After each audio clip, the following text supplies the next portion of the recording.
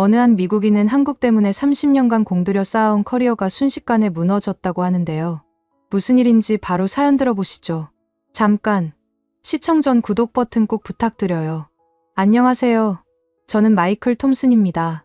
조지타운 대학교에서 국제경제학을 가르치며 동시에 미국 통상대표부의 자문역을 맡고 있어요. 54년을 살면서 대부분의 시간을 일본과의 관계 속에서 보냈다고 해도 과언이 아니죠.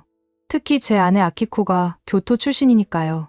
오늘 아침 워싱턴 DC 통상대표부 회의실에 앉아 있으면서 저는 지난 20년간 쌓아온 신념들이 흔들리기 시작했다는 걸 느꼈습니다. 회의 테이블 위에 놓인 자료들은 제가 그동안 믿어왔던 모든 것에 의문을 던지고 있었거든요. 두꺼운 바인더 속 통계표들이 마치 살아있는 증언자처럼 제 앞에 놓여 있었어요.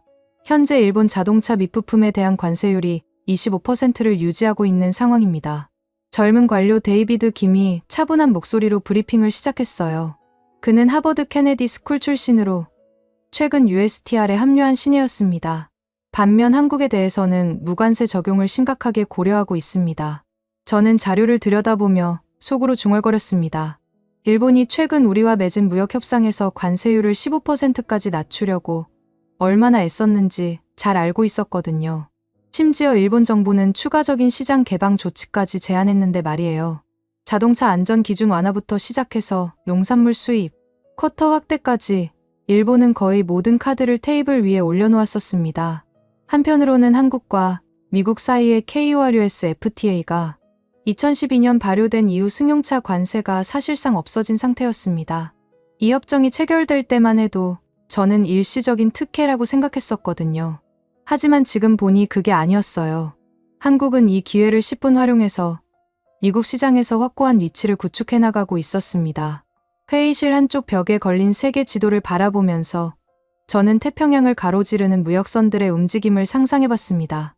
부산항에서 출발한 컨테이너선들이 로스앤젤레스 항구에 도착하는 모습, 그리고 그 화물들이 미국 전역으로 퍼져나가는 모습을 머릿속에 그려봤어요.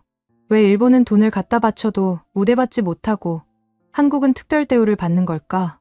이 의문이 제 마음속에 뿌리를 내리기 시작했습니다. 논리적으로 생각해보면 일본이 더 유리한 조건들을 갖고 있었어요. 더 오랜 동맹 관계, 더 많은 투자 규모, 더 안정적인 정치적 파트너십. 하지만 현실은 달랐습니다. 회의가 끝나고 복도를 걸으면서 저는 지난 30년간 제가 믿어왔던 원칙에 대해 생각해봤습니다. 통상정책이란 정치적 우정으로 좌우되는 것이라고 생각했었거든요. 일본과 미국은 전후 70년 넘게 견고한 동맹관계를 유지해왔고 이런 관계가 경제적 협력에서도 당연히 우선시되어야 한다고 믿었어요. 엘리베이터를 기다리면서 동료 자문관인 제임스 윌슨과 마주쳤습니다. 그는 30년 넘게 동아시아 통상 문제를 다뤄온 베테랑이었어요. 마이클, 요즘 분위기가 많이 바뀌었지. 그가 낮은 목소리로 말했습니다. 예전 같으면 일본 이야기만 나와도 모든 문제가 해결되는 분위기였는데 말이야. 제임스의 말이 맞았습니다. 예전에는 일본 관련 안건이 나오면 거의 자동으로 승인되는 분위기였거든요. 하지만 요즘 의회 복도에서 들려오는 이야기들은 달랐습니다. 한국을 기술 중심 동맹으로 끌어들여야 한다는 목소리가 점점 커지고 있었거든요. 공화당과 민주당을 막론하고 이런 의견들이 나오고 있었어요. 특히 하원 외교위원회의 톰 패트릭 의원은 최근 청문회에서 이렇게 말했습니다. 우리는 감정이 아닌 실리로 동맹을 평가해야 한다. 21세기 경쟁에서 승리하려면 기술혁신 파트너가 필요하다. 이 발언이 워싱턴 DC 정가에서 화제가 되었었죠. 점심시간에 포토맥강 근처 레스토랑에서 동료 교수들과 대화를 나누면서도 이런 변화를 느낄 수 있었습니다. 하버드의 존 스미스 교수는 경제 효율성을 외교 관계보다 우선시해야 한다고 주장했고, 컬럼비아의 마이클 브라운 교수는 전통적인 동맹 관계도 중요하지만 현실적인 이익을 무시할 수는 없다고 말했어요. 더 흥미로운 건 스탠포드의 리차드 존슨 교수의 발언이었습니다. 일본은 여전히 20세기 사고방식에 머물러 있다. 하지만 한국은 이미 22세기를 준비하고 있다. 이 말이 제게는 특히 충격적이었어요. 존슨 교수는 일본 전문가로 유명했거든요. 이런 논쟁들 속에서 저는 점점 혼란스러워졌습니다. 제가 그동안 옳다고 믿었던 가치들이 시대에 뒤떨어진 것일까요? 아니면 이런 변화가 일시적인 현상일 뿐일까요? 워싱턴 DC의 정치적 분위기는 항상 변덕스럽다는 것을 잘 알고 있었지만 이번에는 뭔가 달랐습니다. 오후에 열린 비공개 세미나에서는 더욱 구체적인 데이터들이 공개되었습니다. 국방부에서 나온 분석관이 발표한 자료에 따르면 한국의 방산 기술이 일본을 앞서기 시작했다는 거예요. 특히 전자전 시스템과 미사일 기술 분야에서 말이죠. 한국의 KAI T-50 고등훈련기는 이미 인도네시아, 이라크, 필리핀에 수출되었습니다. 분석관이 차트를 가리키며 설명했어요. 반면 일본의 방산 수출은 여전히 미미한 수준에 머물러 있습니다. 이 말을 들으면서 저는 깜짝 놀랐어요. 언제부터 한국이 이렇게 강력한 방산 기술을 보유하게 된 걸까요? 더욱 놀라운 건 반도체 분야 데이터였습니다. 삼성과 SK하이닉스가 글로벌 메모리 반도체 시장의 70% 이상을 장악하고 있다는 거예요. 이는 미국의 국가 안보와 직결되는 문제였습니다. 특히 인공지능과 데이터 센터가 급성장하는 시대에 메모리 반도체 없이는 아무것도 할 수 없거든요. 저녁에 집으로 돌아가는 지하철 안에서 저는 아키코와의 첫 만남을 떠올렸습니다. 1995년 도쿄에서 열린 국제경제학 학회에서 만났던 그 순간부터 저는 일본이라는 나라에 대해 깊은 애정을 갖게 되었거든요. 아키코의 가족들은 저를 따뜻하게 받아들여줬고 일본의 문화와 사람들의 성실함에 감동받았어요. 특히 장인어른인 다나카 히로시 씨는 도요타에서 30년 동안 일한 엔지니어였는데 일본의 제조업 정신에 대해 많은 것을 가르쳐 주셨어요. 품질은 타협할 수 없는 가치다라는 것이 그분의 철학이었죠. 그 영향으로 저도 일본의 제조업과 기술력을 높이 평가하게 되었습니다. 하지만 오늘 본 데이터들은 다른 이야기를 하고 있었어요. 일본의 제조업이 여전히 뛰어나긴 하지만 혁신의 속도 면에서는 한국에 뒤처지고 있다는 거였습니다. 특히 IT와 융합기술 분야에서 말이죠. 지하철이 듀폰 서클역에 도착했을 때 저는 문득 이런 생각이 들었어요. 내가 너무 과거에 매여 있는 건 아닐까? 일본과의 개인적인 인연 때문에 객관적인 판단을 흐리고 있는 건 아닐까요? 집에 도착해서 아키코에게 오늘 있었던 일을 이야기했습니다. 하지만 제 마음속 깊은 고민까지는 털어놓지 못했어요. 어떻게 말해야 할지 모르겠더라고요. 당신의 나라보다 한국이 더 중요해질 수도 있다는 말을 어떻게 할 수 있겠어요? 아키코는 늘 그랬듯이 따뜻한 미소로 제 이야기를 들어주었습니다. 오늘 많이 힘들었나 봐요. 그녀가 제 어깨를 쓰다듬으며 말했어요. 차라도 한 잔 드실래요? 그 순간 저는 더욱 마음이 무거워졌습니다. 아키코의 순수한 배려가 오히려 제 양심을 자극했거든요. 밤늦게 서재에 앉아서 각종 보고서들을 다시 들여다봤습니다. 일본 기업들의 미국 투자 현황을 보니 여전히 상당한 규모였어요. 도요타, 혼다, 닛산 등이 미국 남부 지역의 구축한 생산기지들은 수만 명의 일자리를 창출하고 있었습니다. 하지만 한국 기업들의 투자 현황을 보니 더욱 놀라웠어요. 삼성이 텍사스에 건설 중인 170억 달러 규모의 반도체 공장, SK하이닉스의 추가 투자 계획, 현대차의 조지아 공장 확장, 규모 면에서도 일본에 뒤지지 않았지만 더 중요한 건 기술의 첨단성이었습니다. 특히 배터리 기술 분야에서 한국의 우위는 압도적이었어요. LG에너지솔루션, SK온, 삼성 SDI 등이 미국 전기차 시장의 핵심 공급업체로 자리 잡고 있었거든요. 테슬라부터 GM, 포드까지 모든 자동차 회사들이 한국 배터리에 의존하고 있었습니다. 책상 서랍에서 몇 년 전 도쿄 출장 때 찍은 사진을 꺼내봤어요. 아키코의 가족들과 함께 찍은 가족 사진이었습니다. 모두들 환하게 웃고 있는 모습이 제 마음을 더욱 무겁게 만들었어요. 개인적인 감정과 전문가적 판단 사이에서 균형을 잡아야 하는 상황에 직면한 거죠. 시계를 보니 밤 11시가 넘어 있었습니다. 내일 아침이면 또 다른 회의가 기다리고 있을 겁니다. 그리고 저는 또 다른 선택의 순간에 직면하게 될 거예요. 과연 제가 옳은 결정을 내릴 수 있을까요? 아니면 개인적인 감정에 휘둘려 잘못된 판단을 하게 될까요? 다음 날 아침 일찍 USTR 건물에 도착했을 때 저는 이미 마음의 준비를 하고 있었습니다. 오늘은 IRA와 CHIPS 법안 관련 데이터를 심층 분석하는 회의가 예정되어 있었거든요. 솔직히 말하면 이런 데이터들을 보는 게 두려웠어요. 어떤 진실이 드러날지 모르겠더라고요.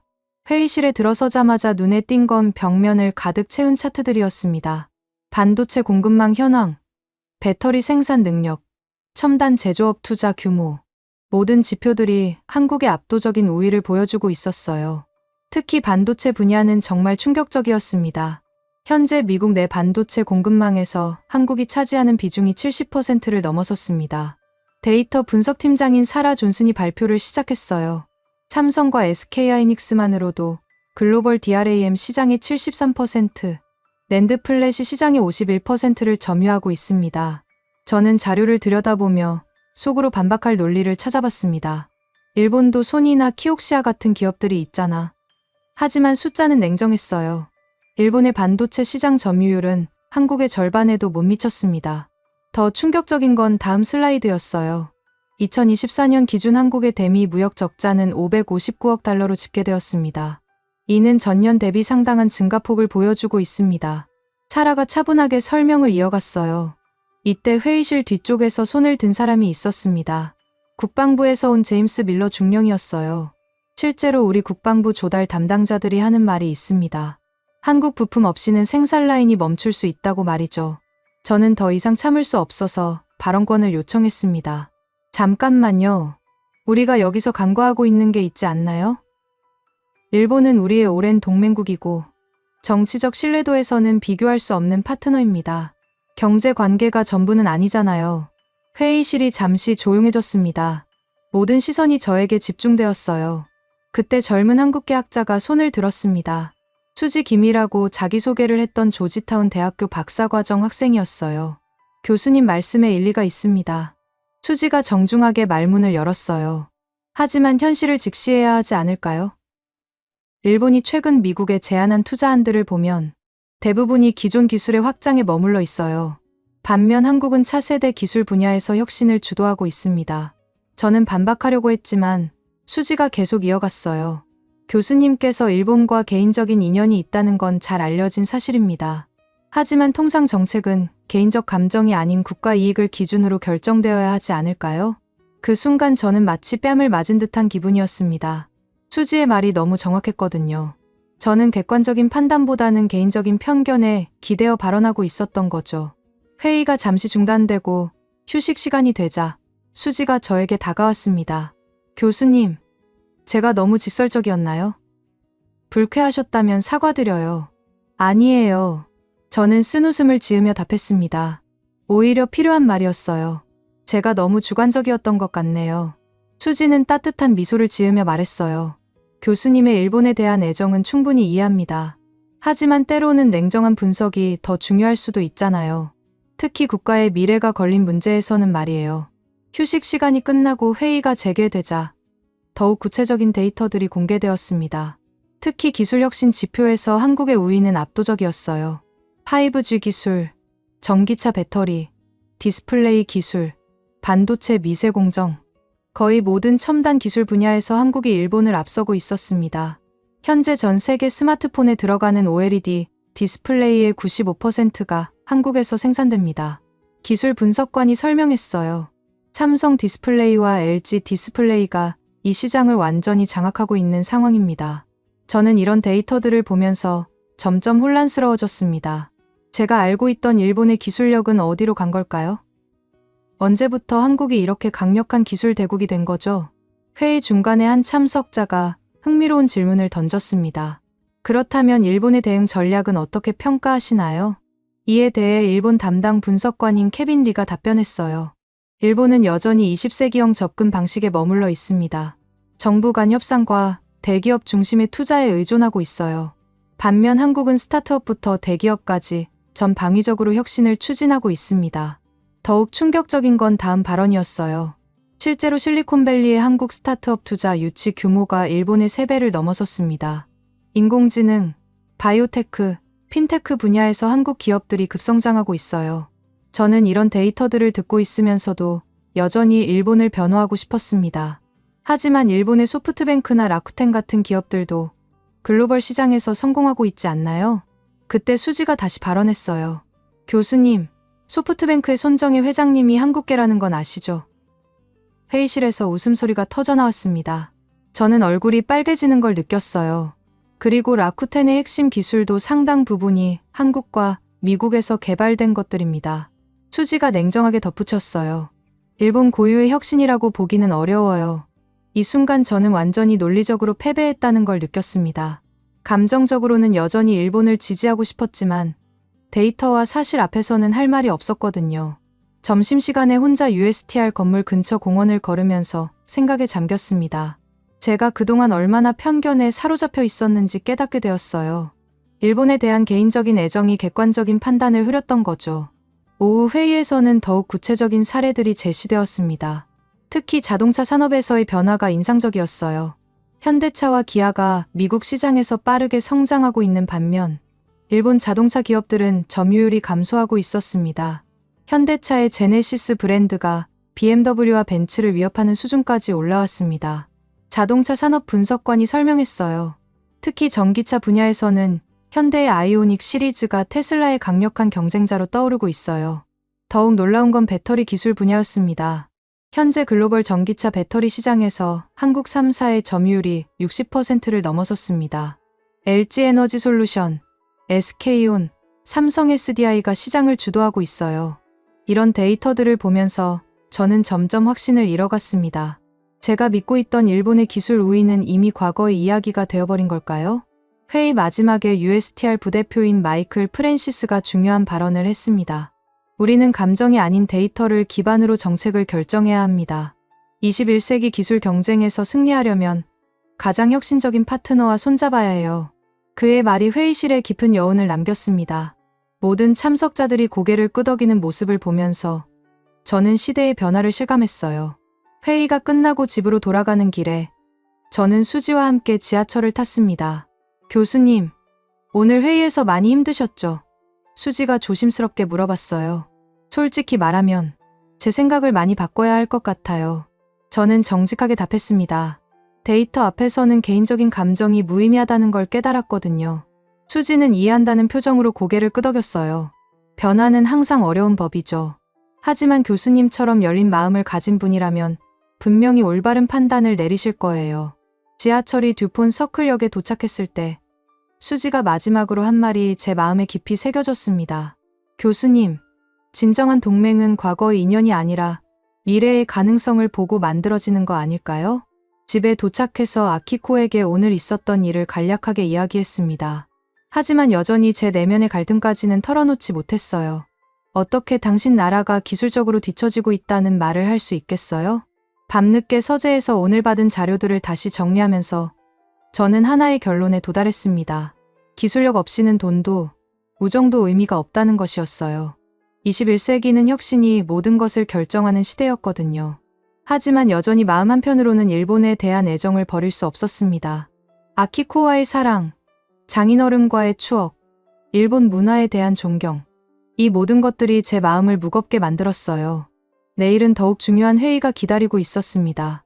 그리고 저는 더 이상 감정에 휘둘리지 않고 냉정한 판단을 내려야 한다는 걸 알고 있었어요. 과연 제가 그럴 수 있을까요? 일주일 후, 저는 인생에서 가장 중요한 결정을 내렸습니다. 일본계 인맥들의 강력한 반대를 뚫고 한국 단독 방문을 결정한 거였어요. 솔직히 말하면 이 결정을 내리기까지 며칠 밤을 잠 못 이뤘습니다. 마이클, 정말 미쳤군. 오랜 친구이자 일본 로비스트인 다케시 모리야마가 전화를 걸어와 격하게 반대했어요. 30년 우정을 이렇게 저버리는 건가? 일본 정부가 얼마나 실망할지 생각해봤어? 하지만 저는 이미 마음을 정했습니다. 다케시, 미안하지만 이건 개인적인 감정의 문제가 아니야. 미국의 국익을 위한 선택이라고. 국익? 다케시의 목소리가 차갑게 변했어요. 자네 아내가 일본인이라는 걸 잊었나? 아키코 씨가 이 소식을 들으면 어떤 기분일지 생각해봤어?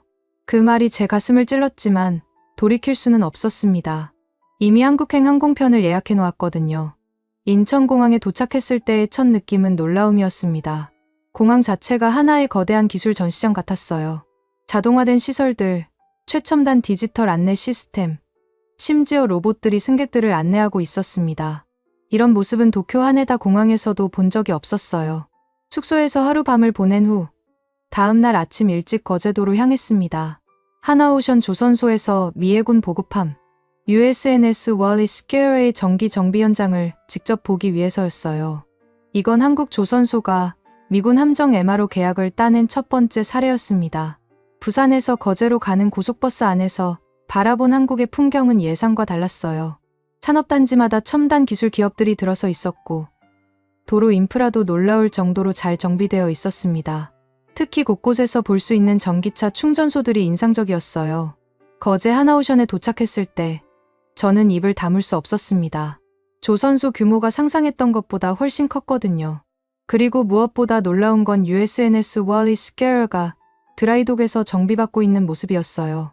교수님, 안녕하세요. 해외사업부장입니다. 하나오션의 담당자가 저를 맞아주었어요. 멀리서 오시느라 고생 많으셨습니다. 부장의 안내로 정비 현장을 둘러보았는데 그 규모와 정밀성에 압도되었습니다. 약 180m 길이의 거대한 보급함이 완전히 분해되어 있었고 수백 명의 기술자들이 각 부분을 정밀하게 점검하고 있었어요. 이번 정비는 총 7개월이 소요됩니다. 부장이 설명했어요. 선체 구조 점검부터 시작해서 추진장치, 조타장치, 전자시스템까지 모든 부분을 새 것처럼 만들어드리죠.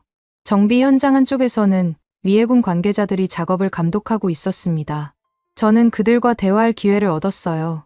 솔직히 말씀드리면 한국 없었으면 우리 함정 운용에 큰 차질이 생겼을 겁니다. 미해군 중령이 진솔하게 말했어요. 미국 본토에서 이런 대규모 정비를 하려면 비용이 2배는 들거든요. 게다가 기술적 완성도도 여기만 못해요. 그의 말이 충격적이었습니다. 미군 장교가 직접 한국 기술력을 인정하는 걸 듣다니요. 한국의 조선 기술은 이미 세계 최고 수준입니다. 중령이 계속 설명했어요. 특히 대형 선박의 정밀 가공 기술은 일본도 따라올 수 없는 수준이에요. 점심시간에 조선소 식당에서 현장 기술자들과 대화를 나누었는데 그들의 자부심이 대단했어요. 우리가 만든 LNG선이 전 세계 바다를 누비고 있습니다. 한 용접기사가 자랑스럽게 말했어요. 카타르부터 호주까지 우리 기술 없이는 에너지 운송이 불가능해요. 오후에는 한화시스템의 해상 레이더 시설을 견학했습니다. 이곳에서 개발한 해상 감시 레이더가 미군 함정에 탑재된다는 걸 처음 알았어요. 우리 레이더 기술은 이미 미군 표준을 뛰어넘었습니다. 기술개발팀장이 설명했어요. 특히 스텔스 항공기 탐지 능력에서는 세계 최고 수준이죠. 실제로 레이더 시연을 보는데 100km 밖의 작은 드론까지 정확하게 포착하는 모습이 놀라웠어요. 이런 기술력을 가진 나라가 바로 옆에 있었는데 저는 왜 몰랐을까요? 저녁에 부산으로 돌아가는 길에 부장이 흥미로운 이야기를 들려주었어요. 작년에 일본 조선회사에서 벤치마킹하러 왔었습니다. 그런데 우리 기술을 보고 깜짝 놀라더라고요. 어떤 반응이었나요? 제가 궁금해서 물어봤어요. 한국이 언제 이렇게 발전했느냐고 하더라고요. 부장이 웃으며 답했어요. 특히 용접 자동화 기술을 보고는 말문이 막히는 것 같았어요. 그날 밤 부산의 호텔에서 인터넷으로 한국의 방산 수출 현황을 검색해봤습니다. 놀랍게도 한국이 세계 8위 무기 수출국으로 성장해 있었어요. 2017년 기준으로 32억 달러를 수출했다는 데이터를 보고 정말 놀랐습니다. 더욱 충격적인 건 한국 무기들이 세계 각국에 수출되고 있다는 사실이었어요. 특히 폴란드가 한국산 자주포를 대량 도입하기로 결정했다는 뉴스를 보고는 할 말을 잃었습니다. 다음 날 서울로 올라가서 현대자동차 본사를 방문했습니다. 여기서 받은 충격은 더욱 컸어요. 현대차와 기아의 2분기 실적을 보니 미국 관세 영향으로 이익이 22% 급감해서 약 6억 달러의 손해를 봤다고 하더라고요. 솔직히 관세 때문에 어려움을 겪고 있는 건 사실입니다. 현대차 전략기획실 임원이 솔직하게 말했어요. 하지만 우리는 기술력으로 극복해 나가고 있습니다. 전기차 분야에서는 오히려 기회가 더 많아졌거든요. 실제로 현대차의 전기차 전용 플랫폼 EGMP를 보여주는데 그 혁신성에 깜짝 놀랐어요. 18분 만에 80% 충전이 가능하고 한 번 충전으로 500km 이상 주행할 수 있다는 거였습니다. 이 기술은 일본 어떤 자동차 회사도 따라올 수 없습니다. 임원이 자신 있게 말했어요. 심지어 테슬라보다도 앞선 부분이 많아요. 그 말을 들으면서 저는 일본 자동차 산업의 현실을 생각해봤습니다. 도요타나 혼다 같은 기업들이 여전히 하이브리드에 매달려 있는 동안 한국은 이미 완전 전기차 시대를 준비하고 있었던 거죠. 오후에는 삼성전자 수원 사업장을 방문했습니다. 여기서 본 반도체 생산 라인은 정말 경이로웠어요. 완전 자동화된 시설에서 세계에서 가장 작은 반도체 칩들이 만들어지고 있었습니다. 우리 3나노 공정 기술은 현재 세계 유일합니다. 반도체 사업부 관계자가 설명했어요. TSMC도 아직 우리 수준에 도달하지 못했어요. 클린룸 견학을 하면서 느낀 건 이곳에서 만들어지는 반도체 없이는 전 세계 IT 산업이 멈출 것 같다는 거였어요. 스마트폰부터 데이터 센터까지 모든 디지털 기기의 핵심이 이곳에서 나오고 있었습니다. 일본 반도체 산업과 비교하면 어떤가요? 제가 조심스럽게 물어봤어요. 솔직히 말씀드리면 이미 비교 대상이 아닙니다. 관계자가 담담하게 답했어요. 일본은 여전히 10나노 이상 공정에 머물러 있어요. 기술 격차가 5년 이상 벌어진 상태죠. 그날 저녁 명동의 한 식당에서 혼자 저녁을 먹으면서 저는 깊은 생각에 잠겼습니다. 지난 이틀 동안 본 것들이 너무 충격적이었거든요. 제가 알고 있던 한국과 실제 한국 사이에는 엄청난 간극이 있었어요. 특히 기술력 면에서 한국이 일본을 완전히 추월했다는 사실이 가장 충격적이었습니다. 조선업, 자동차, 반도체, 방산, 거의 모든 분야에서 한국이 앞서고 있었어요. 호텔로 돌아가서 아키코에게 전화를 걸었습니다. 여보, 잘 지내고 있어? 아키코의 따뜻한 목소리가 들렸어요. 응, 잘 지내고 있어. 저는 최대한 평온한 목소리로 답했습니다. 한국이 생각보다 많이 발전했네. 그래요? 좋은 경험이 되고 있나 봐요. 아키코가 말했어요. 빨리 돌아와요. 기다리고 있을게요. 전화를 끊고 나서 저는 더욱 복잡한 심정이 되었습니다. 아키코에게 어떻게 설명해야 할까요? 일본이 한국에 뒤처지고 있다는 사실을 말이에요. 그날 밤 늦게까지 호텔 방에서 메모를 정리했습니다. 이번 방문에서 본 모든 것들을 기록해두고 싶었거든요. 특히 기술력 없이는 돈도 의미 없다는 확신이 점점 강해지고 있었어요. 다음 날 아침 인천공항으로 가면서 저는 한 가지 확실한 결론에 도달했습니다. 21세기는 혁신이 모든 것을 결정하는 시대라는 것이었어요. 그리고 그 혁신의 중심에 한국이 있었습니다. 비행기 안에서 워싱턴 DC로 돌아가면서 저는 앞으로 어떤 선택을 해야 할지 고민했습니다. 개인적인 감정과 전문가적 판단 사이에서 균형을 잡기가 쉽지 않았거든요. 하지만 한 가지는 확실했어요. 더 이상 과거의 관성에 매여 있을 수는 없다는 것이었습니다. 미국의 미래를 위해서는 가장 혁신적인 파트너와 손잡아야 했고 그 파트너가 바로 한국이었던 거죠. 워싱턴 DC로 돌아온 후 첫 주는 정말 힘들었습니다. 한국에서 본 것들이 머릿속에서 맴돌면서 잠을 제대로 이룰 수 없었거든요. 더욱 괴로운 건 집 안의 분위기였어요. 아키코가 제 변화를 눈치챈 것 같았습니다. 당신 요즘 이상해요. 아키코가 아침 식사를 준비하면서 조심스럽게 말을 꺼냈어요. 한국 다녀온 후로 계속 심각한 표정이에요. 저는 커피잔을 들고 있던 손이 떨리는 걸 느꼈습니다. 그냥 일이 복잡해서 그래. 정말 그뿐인가요? 아키코의 목소리에는 걱정과 함께 뭔가 다른 감정이 섞여 있었어요. 혹시 일본과 관련된 일 때문인가요? 그 순간 저는 아키코의 눈을 똑바로 바라볼 수 없었습니다. 어떻게 당신 나라가 기술적으로 뒤처지고 있다고 말할 수 있겠어요? 출근길에 지하철에서 다케시 모리야마로부터 문자가 왔습니다. 마이클, 우리 만나서 이야기하자. 내가 한국에서 무엇을 받는지 궁금하다. 저는 잠시 망설였지만 만나기로 했습니다. 어차피 피할 수 없는 대화였거든요. 그날 저녁 듀폰 서클 근처의 일본 요리집에서 다케시와 만났습니다. 30년 동안 친구로 지내온 그와 이렇게 어색한 분위기로 만나기는 처음이었어요. 자네 표정을 보니 많은 걸 느꼈나 보군. 다케시가 사케를 따르며 말했어요. 그래서 일본을 배신할 생각인가? 배신이라니. 그게 무슨 말이야. 저는 방어적으로 답했습니다. 난 그냥 사실을 봤을 뿐이야. 사실. 다케시의 목소리가 날카로워졌어요. 한국 애들이 자네에게 무슨 세뇌를 한 거야? 아니면 돈을 받았나? 그 말에 저는 화가 났습니다. 다케시, 선을 넘지 마. 난 누구에게도 매수당하지 않아. 그럼 설명해봐. 다케시가 사케잔을 탁 내려놓으며 말했어요. 30년 동안 일본을 지지해온 자네가 갑자기 왜 마음을 바꾼 거야? 저는 잠시 침묵했습니다. 어떻게 설명해야 할지 몰랐거든요. 다케시, 숫자는 거짓말을 하지 않아. 한국의 기술력은 이미 일본을 넘어섰어. 기술력? 다케시가 비웃듯 말했어요. 일본이 얼마나 많은 돈을 미국에 투자했는지 알고 있어? 우리가 얼마나 오랫동안 신뢰할 수 있는 파트너였는지 기억해? 돈과 신뢰만으로는 부족해. 제가 단호하게 답했습니다. 21세기는 혁신의 시대야. 기술력 없이는 아무 의미가 없어. 다케시의 얼굴이 붉어졌습니다. 자네가 이렇게 변할 줄 몰랐어. 아키코 씨가 알면 얼마나 실망할까. 그 말이 제 가슴을 찔렀지만 더 이상 물러설 수 없었습니다. 개인적인 감정과 국가 이익을 구분해야 해. 이건 감정의 문제가 아니야. 감정의 문제가 아니라고? 다케시가 소리를 높였어요. 자네 아내가 일본인이고 자네가 일본에서 받은 도움을 생각해봐. 레스토랑 안이 조용해지면서 다른 손님들의 시선이 우리에게 집중되었습니다. 저는 목소리를 낮추며 말했어요. 다케시, 우리 이렇게 싸우지 말자. 싸움이 아니야. 이건 배신에 대한 질책이야. 다케시가 차갑게 말했어요. 자네가 한국 편을 들면 일본 정부는 자네를 절대 용서하지 않을 거야. 그 순간 저는 깨달았습니다. 이게 바로 제가 직면한 현실이라는 걸 말이에요. 개인적인 관계와 전문가적 판단 사이에서 선택해야 하는 상황이었던 거죠.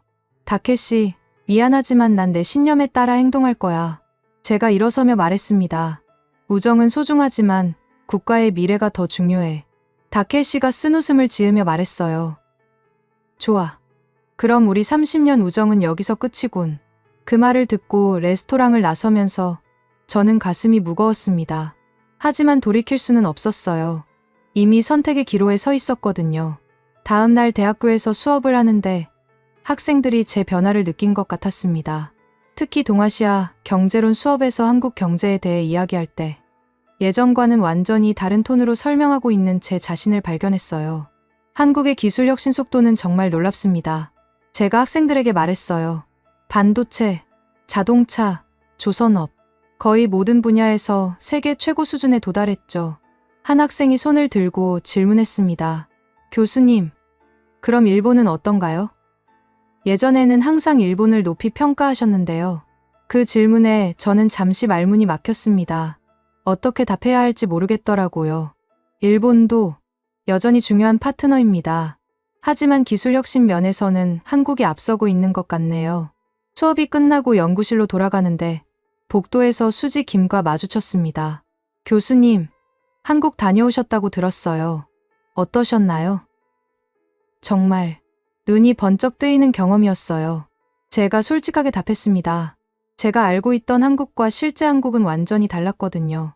수지가 미소를 지으며 말했어요. 그렇죠. 많은 미국인들이 한국을 과소평가하고 있어요. 아직도 70년대 한국의 이미지에 머물러 있는 것 같아요. 맞아요. 저도 그랬고요. 제가 인정했습니다. 하지만 이제는 달라졌어요. 객관적인 데이터를 봐야겠어요.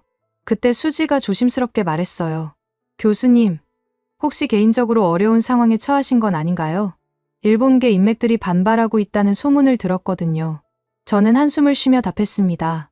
솔직히 말하면 정말 힘들어요. 30년 동안 쌓아온 관계들이 흔들리고 있거든요. 하지만 교수님이 옳은 일을 하고 계신다고 생각해요. 수지가 격려의 말을 건넸어요. 진실을 마주하는 건 항상 어려운 일이지만 누군가는 해야 하는 일이죠. 그날 저녁 집으로 돌아가니 아키코가 거실에서 기다리고 있었습니다. 평소보다 심각한 표정이었어요. 여보, 우리 이야기 좀 해요. 아키코가 조용히 말했어요. 더 이상 모른 척할 수 없어요. 저는 소파에 앉으며 각오를 했습니다. 언젠가는 해야 할 대화였거든요. 다케시 씨가 전화했어요. 아키코가 말문을 열었어요. 당신이 일본을 배신했다고 하더라고요. 배신이 아니야. 제가 방어적으로 답했습니다. 그냥 사실을 인정한 것뿐이야. 무슨 사실이요? 아키코의 목소리에 상처받은 감정이 섞여 있었어요. 일본이 한국보다 못하다는 사실인가요? 저는 아키코의 눈을 바라보며 정직하게 말했습니다. 여보, 이건 개인적인 감정의 문제가 아니야. 기술 발전은 객관적인 현실이거든. 객관적인 현실. 아키코가 눈물을 글썽이며 말했어요. 당신에게 일본은 그냥 객관적인 대상일 뿐인가요? 저와 제 가족은 어떻고요? 그 말에 저는 가슴이 찢어지는 것 같았습니다. 여보, 당신과 가족을 사랑하는 건 변하지 않아. 하지만 제 전문가적 판단과는 별개야. 별개라고요? 아키코가 목소리를 높였어요. 당신이 일본을 비하하면 저도 상처받는다는 걸 모르세요? 저는 아키코를 안아주려 했지만 그녀가 몸을 돌렸습니다. 조금만 시간을 주세요. 생각을 정리해야겠어요. 그날 밤 저는 서재에서 혼자 앉아 깊은 생각에 잠겼습니다. 제가 옳은 선택을 하고 있는 걸까요?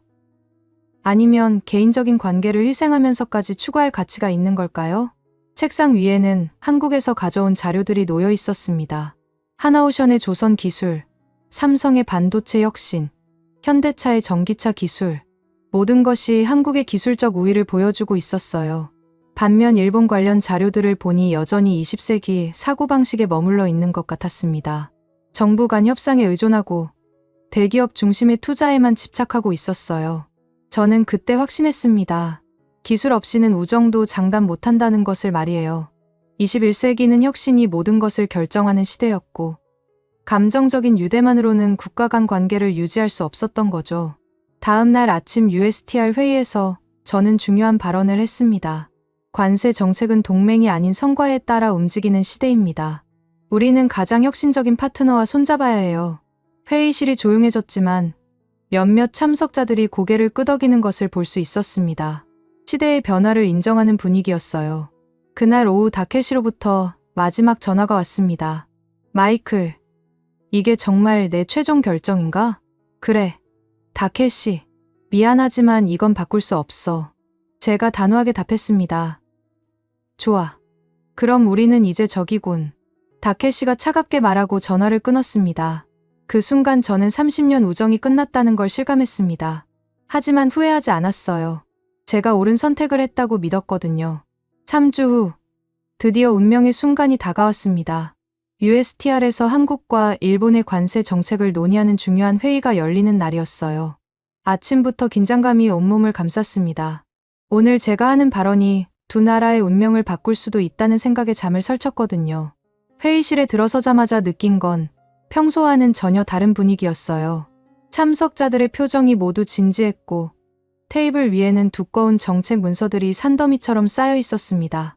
특히 눈에 띈 건 각종 자료들 사이에 일본 로비 그룹에서 제출한 정책, 제안서들이 여러 부 포함되어 있다는 것이었어요. 오늘 회의는 향후 10년간 미국의 동아시아 통상 정책을 논의하는 중요한 자리입니다. USTR 대표 캐서린 타이가 회의를 시작하며 말했어요. 모든 참석자들의 신중한 의견을 듣고 싶습니다.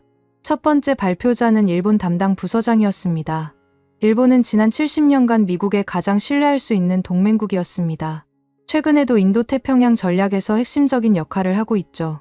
그의 발표가 계속되면서 일본의 장점들이 나열되었어요.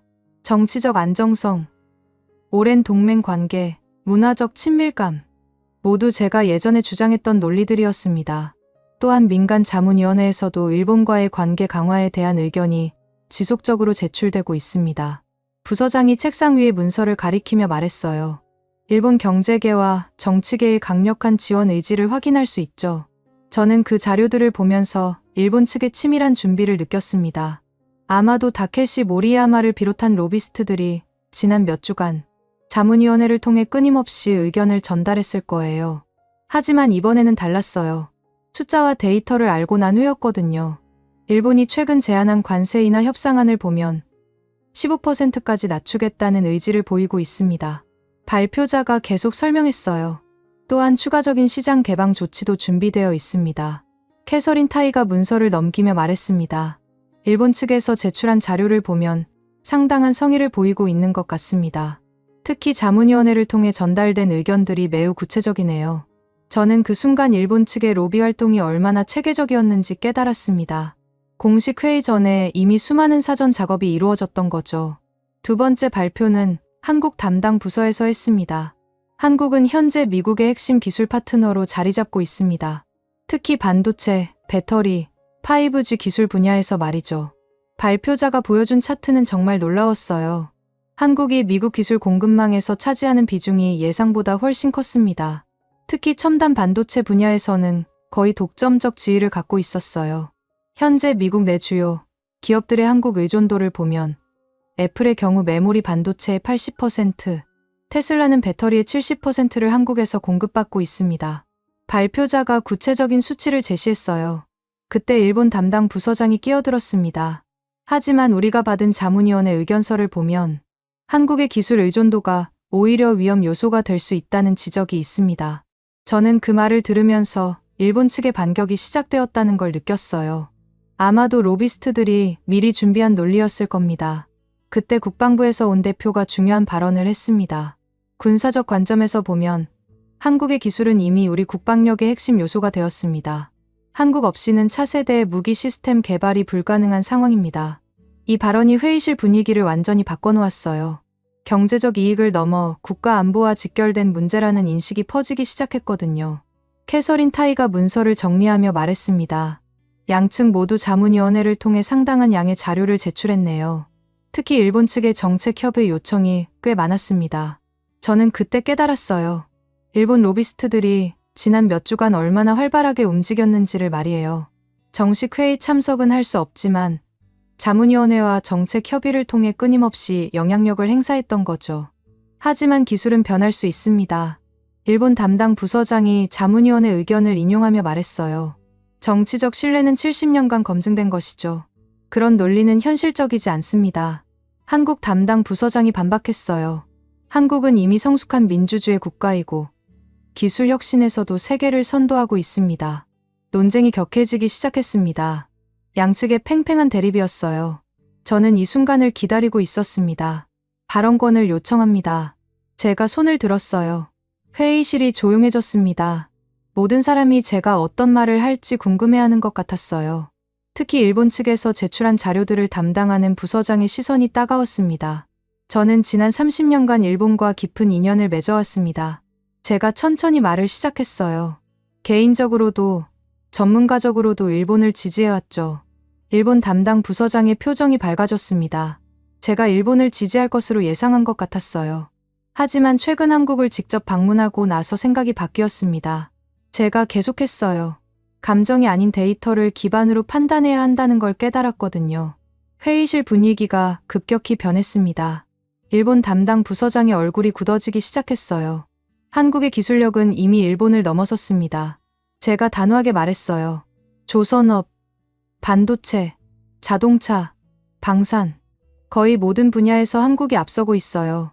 그때 일본 담당 부서장이 자문위원회 자료를 들어보였습니다.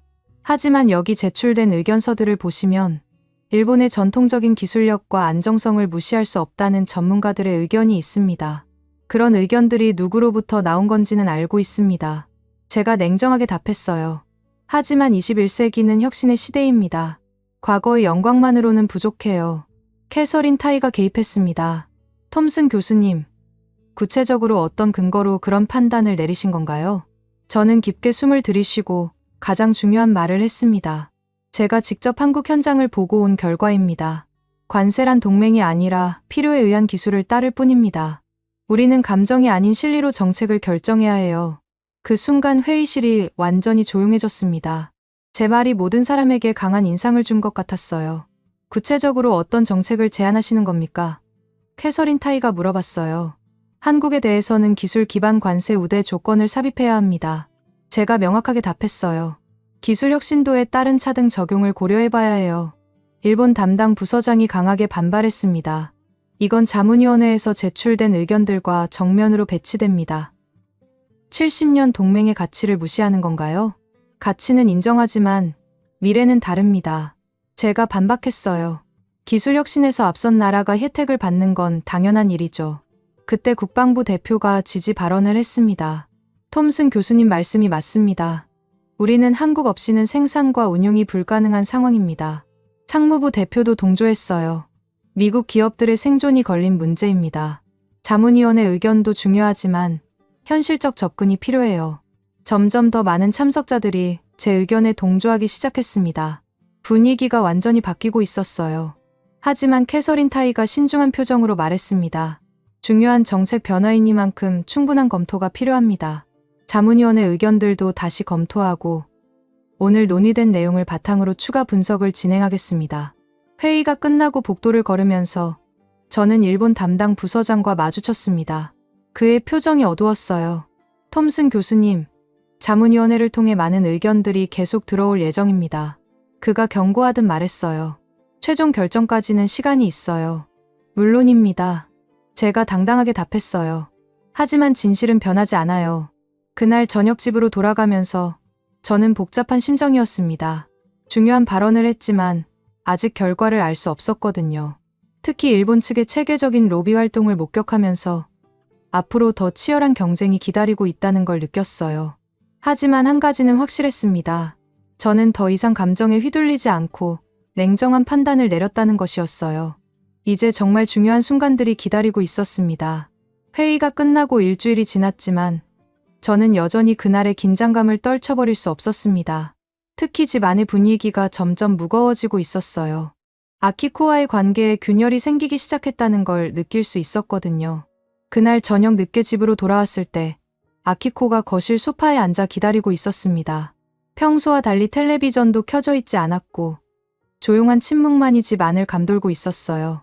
여보, 우리 진지하게 이야기 좀 해요. 아키코가 차분하지만 단호한 목소리로 말했어요. 더 이상 피할 수 없을 것 같아요. 저는 가방을 내려놓고 아키코 맞은편에 앉았습니다. 이 순간이 언젠가는 올 거라는 걸 알고 있었지만 막상 직면하니 마음이 무거웠어요. 다케시 씨가 또 전화했어요. 아키코가 말문을 열었어요. 당신이 USTR 회의에서 일본을 공개적으로 비판했다고 하더라고요. 저는 한숨을 쉬며 답했습니다. 비판이 아니야, 여보. 그냥 사실을 말한 것뿐이야. 사실. 아키코의 목소리에 상처받은 감정이 묻어났어요. 일본이 한국보다 기술적으로 뒤떨어져 있다는 게 사실이라는 거예요? 그 질문에 저는 잠시 말문이 막혔습니다. 어떻게 대답해야 할지 몰랐거든요. 솔직하게 말하면 아키코가 더 상처받을 것 같았고 거짓말을 하자니 양심이 허락하지 않았어요. 여보, 이건 개인적인 감정의 문제가 아니야. 제가 조심스럽게 말했어요. 제 전문가적 판단이고 미국의 국익을 위한 선택이야. 국익? 아키코가 눈물을 글썽이며 말했어요. 그럼 저와 제 가족은 어떻게 되는 거예요? 당신에게 우리는 그냥 국익 앞에서 무시해도 되는 존재인가요? 그 말이 제 가슴을 찔렀습니다. 아키코와 결혼한 지 25년이 넘었지만 이렇게 깊은 갈등을 겪기는 처음이었어요. 그게 아니야. 제가 아키코의 손을 잡으려 했지만 아키코가 손을 뿌리쳤어요. 당신과 가족에 대한 사랑은 변하지 않아. 하지만 제 직업적 양심과는 별개야. 별개라고요? 아키코의 목소리가 높아졌어요. 당신이 공개적으로 일본을 폄하하면 저도 함께 무시당하는 기분이라는 걸 모르세요? 저는 그때 깨달았습니다. 제가 얼마나 아키코의 감정을 간과했는지를 말이에요. 아키코에게는 일본이 단순한 분석 대상이 아니라 자신의 정체성과 직결된 문제였던 거죠. 여보, 미안해. 제가 진심으로 사과했어요. 당신 기분을 충분히 생각하지 못했어. 미안하다고 끝나는 문제가 아니에요. 아키코가 눈물을 흘리며 말했어요. 당신이 변했어요. 한국 다녀온 후로 완전히 다른 사람이 됐어요. 그 순간 현관 벨이 울렸습니다. 이상하게도 밤 9시가 넘은 시간에 누가 찾아온 걸까요? 문을 열어보니 수지 김이 서 있었습니다. 평소보다 심각한 표정이었어요. 교수님, 죄송합니다. 이 시간에 찾아와서요. 수지가 조심스럽게 말했어요. 하지만 꼭 전해드려야 할 말이 있어서요. 저는 거실로 수지를 안내했습니다. 아키코는 여전히 소파에 앉아 있었지만 눈이 빨갛게 부어 있었어요. 안녕하세요, 사모님. 수지가 정중하게 인사했어요. 아키코는 고개만 살짝 끄덕였습니다. 무슨 일인가요? 제가 물어봤어요. 교수님, 일본 측에서 상당한 압박을 가하고 있다는 소식을 들었어요. 수지가 심각한 표정으로 말했어요. 자문위원회를 통해 교수님을 고립시키려는 작업을 진행하고 있다고 해요. 저는 그 말을 듣고 놀라지 않았습니다. 어느 정도 예상했던 일이었거든요. 구체적으로 어떤 내용인가요? 제가 물어봤어요. 교수님의 전문성에 의문을 제기하고 개인적 편견에 사로잡혀 있다는 주장을 펼치고 있어요. 수지가 설명했어요. 특히 한국계 학자들과의 관계를 문제 삼고 있다고 해요. 그 순간 아키코가 날카로운 목소리로 끼어들었습니다. 그럼 정말 개인적 편견 때문인 거 아닌가요? 이 학생과의 관계 때문에 판단이 흐려진 건 아니고요? 수지의 얼굴이 붉어졌습니다. 사모님, 그건 오해입니다. 교수님은 순전히 객관적 데이터를 바탕으로 판단하신 거예요. 객관적 데이터? 아키코가 비웃듯 말했어요. 일본을 30년간 연구해온 남편이 갑자기 마음을 바꾼 게 정말 데이터 때문일까요? 분위기가 점점 험악해지고 있었습니다. 저는 중재에 나섰어요. 여보, 수지한테 화풀이 하지 마. 이건 제 결정이야. 그래요. 아키코가 일어서며 말했어요. 당신 결정이죠. 가족보다 이를 선택한 당신의 결정 말이에요. 아키코가 계단을 올라가며 침실로 들어가 버렸습니다. 문이 쾅 닫히는 소리가 집 안에 울려 퍼졌어요. 수지가 미안한 표정으로 말했어요. 교수님, 제가 이 시간에 와서 가정의 불화를 일으킨 것 같네요. 아니에요. 제가 한숨을 쉬며 답했어요. 어차피 해야 할 대화였어요. 수지는 잠시 망설이다가 조심스럽게 말했어요. 교수님, 혹시 후회하고 계신 건 아닌가요? 이렇게 많은 걸 잃으면서까지 옳은 일을 하는 게 맞는 건지. 저는 창밖을 바라보며 깊이 생각했습니다. 정말 제가 옳은 선택을 하고 있는 걸까요? 가족과의 관계를 희생하면서까지 추구할 가치가 있는 걸까요? 수지, 진실을 마주하는 건 항상 어려운 일이에요. 제가 천천히 말했어요. 하지만 때로는 개인적인 편안함보다 더 큰 가치를 선택해야 할 때가 있어요. 그래도 가족은 소중하잖아요. 수지가 걱정스러운 표정으로 말했어요. 물론이죠. 저는 인정했어요. 하지만 제가 거짓말을 하면서 가족을 지킬 수는 없어요. 그건 진정한 사랑이 아니거든요. 그날 밤, 수지가 돌아간 후 저는 서재에 혼자 앉아 있었습니다. 위층에서는 아키코가 흐느끼는 소리가 들려왔어요. 25년 결혼 생활에서 가장 힘든 순간이었습니다. 책상 위에는 한국에서 가져온 자료들과 일본 관련 연구서들이 나란히 놓여 있었어요. 과거와 현재, 감정과 이성, 개인과 공익, 모든 것이 충돌하고 있었습니다. 다음 날 아침, 아키코는 평소보다 일찍 일어나 아침을 준비했습니다. 하지만 대화는 거의 없었어요. 서로 필요한 말만 주고받을 뿐이었습니다. 오늘 늦을 것 같아. 제가 출근하면서 말했어요. 그래요. 아키코가 짧게 답했습니다. 평소 같으면 조심해서 다니세요라고 했을 텐데. 그날은 달랐어요. 대학교에 도착해서도 마음이 무거웠습니다. 복도에서 만난 동료 교수들의 시선도 예전과 달랐어요.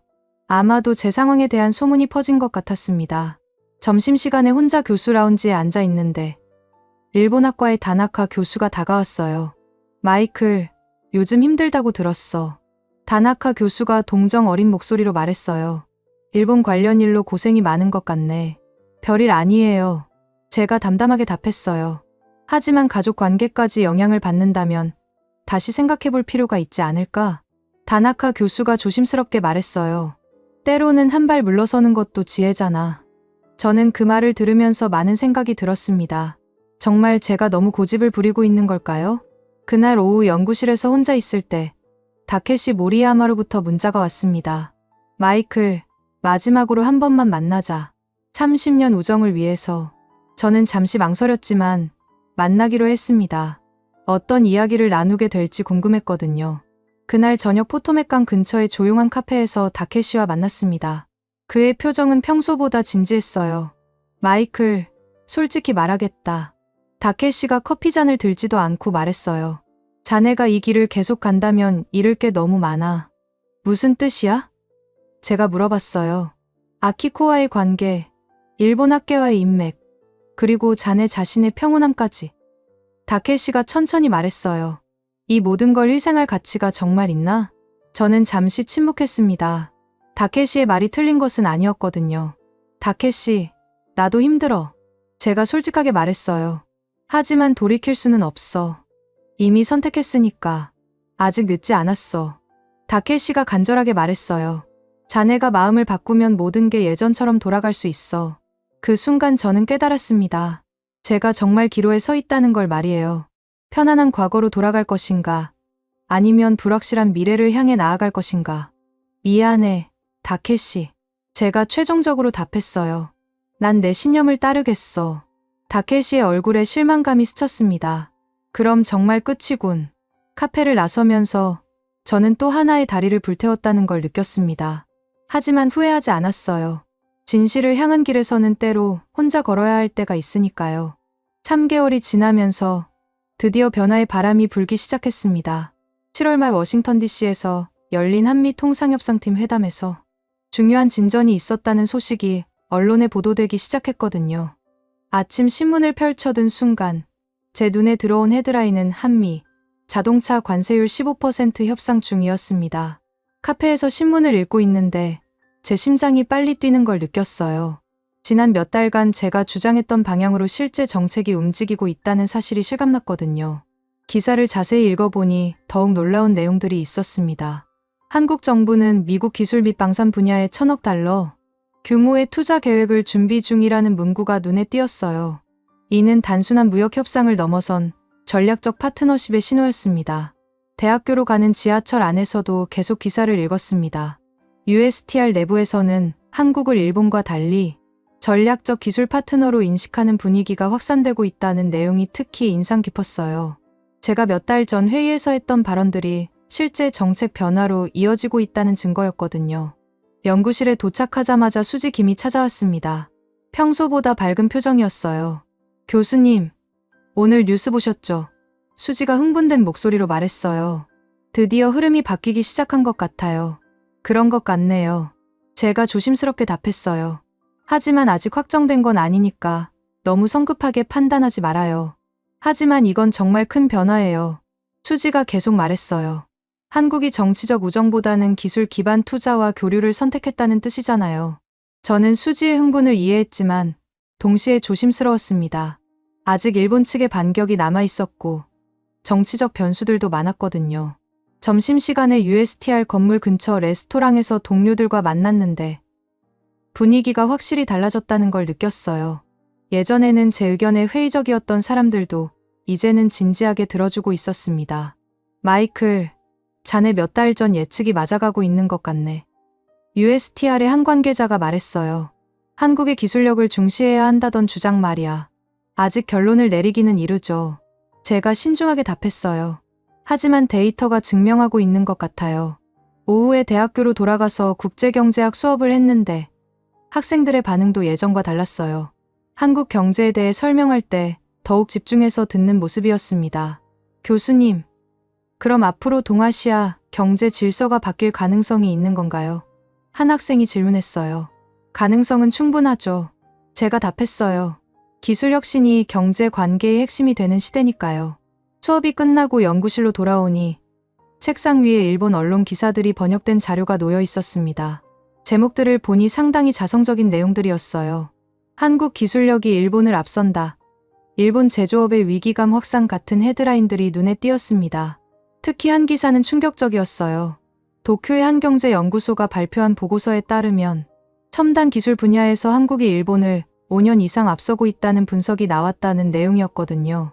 저는 그 기사를 읽으면서 복잡한 감정이 들었습니다. 제가 옳았다는 증명이기도 했지만 동시에 일본에 대한 애정 때문에 마음이 아프기도 했어요. 그날 저녁 집으로 돌아가니 아키코가 거실에서 일본 뉴스를 보고 있었습니다. 지난 몇 주간 우리는 거의 대화를 나누지 않았는데 그날은 뭔가 다른 분위기였어요. 여보, 일본 뉴스에서도 한국 이야기가 많이 나오네요. 아키코가 조심스럽게 말문을 열었어요. 저는 소파에 앉으며 답했습니다. 그런 것 같네요. 당신이 맞았던 것 같아요. 아키코가 작은 목소리로 말했어요. 일본 언론들도 인정하고 있잖아요. 그 말을 들으며 저는 놀랐습니다. 아키코가 제 입장을 이해하기 시작한 건가요? 여보, 제가 조심스럽게 말했어요. 아직 화가 나 있어요. 아키코가 솔직하게 말했어요. 하지만 당신이 옳은 일을 했다는 것도 알겠어요. 그 순간 저는 가슴 깊은 곳에서 무언가가 풀리는 느낌이었습니다. 아키코의 이해를 얻는 것이 이렇게 중요했나 싶었어요. 다음 날 아침, 더욱 놀라운 뉴스가 나왔습니다. 한국의 주요 기업들이 미국 내 투자를 대폭 확대하기로 했다는 소식이었어요. 삼성이 텍사스에 추가로 200억 달러를 투자하고 LG가 조지아에 배터리 공장을 신설한다는 내용이었습니다. 더욱 중요한 건 이런 투자들이 단순한 제조업이 아니라 연구개발 중심이라는 점이었어요. 한국 기업들이 미국에서 차세대 기술을 개발하겠다는 의지를 보인 거였죠. USTR에서 열린 비공식 모임에 참석했는데 분위기가 완전히 바뀌어 있었어요. 예전에는 일본 중심이었던 논의가 이제는 한국 중심으로 흘러가고 있었습니다. 한국과의 기술 협력이 우리 경제에 미치는 영향이 예상보다 훨씬 크다는 분석이 나왔습니다. 한 관계자가 보고했어요. 특히 반도체와 배터리 분야에서는 이미 한국 없이는 불가능한 수준입니다. 저는 그 말을 들으며 몇 달 전 제가 회의에서 했던 발언을 떠올렸습니다. 관세란 동맹이 아니라 필요에 의한 기술을 따를 뿐이라고 했던 그 말이 현실이 되고 있었어요. 오후에는 더욱 흥미로운 소식을 들었습니다. 일본 정부가 한국의 기술 발전에 대응하기 위해 새로운 혁신 전략을 발표했다는 뉴스였어요. 하지만 대부분의 전문가들은 너무 늦은 대응이라고 평가하고 있었습니다. 수지 김과 점심을 먹으면서 이런 변화에 대해 이야기했습니다. 교수님, 정말 놀라운 변화네요. 수지가 말했어요. 몇 달 전만 해도 이런 일이 일어날 줄 누가 예상했겠어요? 변화는 항상 예상보다 빨리 온다고 하죠. 제가 답했어요. 중요한 건 그 변화를 제대로 읽어내는 거예요. 교수님이 그 변화를 가장 먼저 읽어내신 것 같아요. 수지가 존경의 눈빛으로 말했어요. 저는 수지의 말에 겸손하게 답했습니다. 저도 처음에는 확신이 없었어요. 하지만 데이터는 거짓말을 하지 않더라고요. 그날 저녁 집으로 돌아가니 아키코가 저녁 준비를 하고 있었습니다. 몇 주 만에 처음으로 함께 저녁을 먹게 되었어요. 여보, 오늘 한국 투자 확대 뉴스 봤어요? 아키코가 자연스럽게 말했어요. 응. 정말 큰 변화네. 제가 답했어요. 당신이 몇 달 전에 예측한 대로 되고 있어요. 아키코가 인정했어요. 저도 이제 이해해요. 왜 당신이 그런 선택을 했는지 말이에요. 그날 밤, 오랜만에 아키코와 진솔한 대화를 나눴습니다. 지난 몇 시간 동안 쌓였던 오해와 갈등들이 조금씩 풀리기 시작했어요. 하지만 여전히 서운해요. 아키코가 솔직하게 말했어요. 제 감정보다 일을 우선시한 것 같아서요. 미안해, 여보. 제가 진심으로 사과했어요. 당신을 더 배려했어야 했어. 이제 됐어요. 아키코가 제 손을 잡으며 말했어요. 당신이 옳은 일을 했다는 걸 알겠으니까. 서재에서 마지막으로 하루를 정리하면서 저는 지난 몇 달간의 변화를 되돌아봤습니다. 개인적으로는 많은 걸 잃었지만 동시에 더 큰 가치를 얻었다는 생각이 들었어요. 책상 위에는 여전히 한국과 일본 관련 자료들이 놓여 있었습니다. 하지만 이제는 과거와 현재가 대립하는 게 아니라 미래를 향해 나아가는 하나의 흐름으로 보였어요. 창밖으로 워싱턴 DC의 야경이 보였습니다. 이 도시에서 결정되는 정책들이 전 세계에 영향을 미친다는 걸 생각하니 제가 작은 역할이나마 했다는 사실이 뿌듯했어요. 아직 모든 게 확정된 건 아니었지만 방향은 분명해 보였습니다. 기술이 모든 걸 결정하는 시대. 그리고 그 중심에 있는 한국의 부상. 이 모든 변화의 흐름을 제가 조금이나마 앞당겼다는 생각에 보람을 느꼈어요. 몇 달이 더 흘렀습니다. 저는 조지타운 대학교에서 조용한 은퇴를 준비하고 있었어요. 54세의 나이에 학문과 자문직에서 물러나기로 결심한 건 갑작스러운 결정이었지만 지난 격변의 시기를 겪으며 내린 자연스러운 선택이었습니다. 연구실 정리를 하면서 지난 30년간 쌓아온 자료들을 들여다보니 감회가 새로웠어요. 특히 1990년대 일본 경제에 대해 쓴 논문들을 보면서 그때는 일본의 미래가 이렇게 될 줄 몰랐다는 생각이 들었습니다. 책상 서랍 깊숙한 곳에서 오래된 사진 한 장을 발견했어요. 1995년 도쿄에서 아키코와 처음 만났을 때 찍은 사진이었습니다. 둘 다 젊고 희망에 차 있던 모습이 지금과는 너무 달랐어요. 교수님, 정말 은퇴하시는 거예요. 수지 김이 연구실 문을 두드리며 들어왔어요. 수지는 박사과정을 마치고 한미기술협력 프로젝트에 참여하게 되었습니다. 그래요. 제가 미소를 지으며 답했어요. 이제 다른 사람들이 이 일을 이어받을 때가 된 것 같아요. 하지만 지금이 가장 중요한 시기인데요. 수지가 아쉬워하며 말했어요. 교수님이 예측하신 변화들이 모두 현실이 되고 있잖아요. 수지의 말이 맞았습니다. 최근 들어 한미 관계는 급속도로 발전하고 있었어요. 한국의 대규모 기술 투자가 실현되고 있었고 미국 기업들도 한국과의 파트너십을 확대하고 있었습니다. 수지, 변화는 이미 시작됐어요. 제가 책상 위에 정책 초안을 가리키며 말했어요. 이제는 자연스럽게 흘러갈 거예요. 그 정책 초안은 제가 마지막으로 작성한 문서였습니다. 제목에는 진짜 동맹은 기술 기반에서 시작된다라는 문구가 적혀 있었어요. 수지가 그 문서를 보며 말했어요. 교수님, 이 한 줄이 모든 걸 바꿨다고 생각해요. 저는 고개를 끄덕였습니다. 정말 그랬어요. 단순한 문구 하나가 전체 패러다임을 바꿨던 거죠. 며칠 후, 저는 마지막 강의를 위해 강의실에 들어섰습니다. 학생들의 눈빛이 평소와 달랐어요. 제가 은퇴한다는 소식을 들어서인지 더욱 진지하게 들어주는 모습이었습니다. 여러분, 오늘은 제가 마지막으로 여러분께 전하고 싶은 이야기를 해보겠습니다. 제가 말문을 열었어요. 국제관계에서 가장 중요한 것은 무엇일까요? 한 학생이 손을 들고 답했습니다. 신뢰관계 아닌가요? 맞습니다. 하지만 그것만으로는 부족해요. 제가 화이트보드에 글을 쓰며 설명했어요. 21세기에는 상호 필요성이 더욱 중요합니다. 강의를 하면서 저는 지난 1년간 제가 겪었던 변화들을 학생들과 공유했습니다. 개인적 신념의 변화부터 시작해서 정책적 결과까지 모든 과정을 솔직하게 이야기했어요. 교수님, 그럼 전통적인 동맹 관계는 의미가 없어지는 건가요? 한 학생이 질문했어요. 의미가 없어지는 게 아니라 진화하는 거예요. 제가 답했어요. 과거의 우정도 소중하지만 미래의 협력은 실질적 가치에 기반해야 합니다. 강의가 끝나고 학생들이 하나둘 나가면서 몇몇 학생들이 다가와 인사를 했습니다. 특히 한 학생의 말이 인상 깊었어요. 교수님, 용기 있는 선택을 보여주셔서 감사합니다. 저도 언젠가 진실을 마주할 용기를 갖고 싶어요. 그 말을 들으며 저는 뿌듯함을 느꼈습니다. 제가 보여준 변화가 다음 세대에게도 영향을 미치고 있다는 걸 알 수 있었거든요. 연구실로 돌아와서 마지막 정리를 하는데 아키코가 깜짝 방문을 했습니다. 손에는 도시락을 들고 있었어요. 여보, 마지막 날인데 혼자 굶으면 안 되죠. 아키코가 웃으며 말했어요. 함께 도시락을 먹으면서 우리는 지난 시간들을 되돌아봤습니다. 특히 제가 변화하기 시작했던 초기의 혼란스러운 시기에 대해 이야기했어요. 처음에는 정말 당황스러웠어요. 아키코가 솔직하게 말했어요. 30년 동안 일본을 사랑해왔던 남편이 갑자기 다른 말을 하기 시작했으니까요. 나도 혼란스러웠어. 제가 아키코의 손을 잡으며 말했어요. 하지만 진실을 외면할 수는 없었어. 이제는 이해해요. 아키코가 미소 지으며 답했어요. 그리고 자랑스러워요. 어려운 선택을 한 당신이 말이에요. 오후에는 마지막으로 USTR 건물을 방문했습니다. 자문역을 내려놓는 공식적인 절차를 위해서였어요. 복도를 걸으면서 지난 몇 개월간의 치열했던 논쟁들이 떠올랐습니다.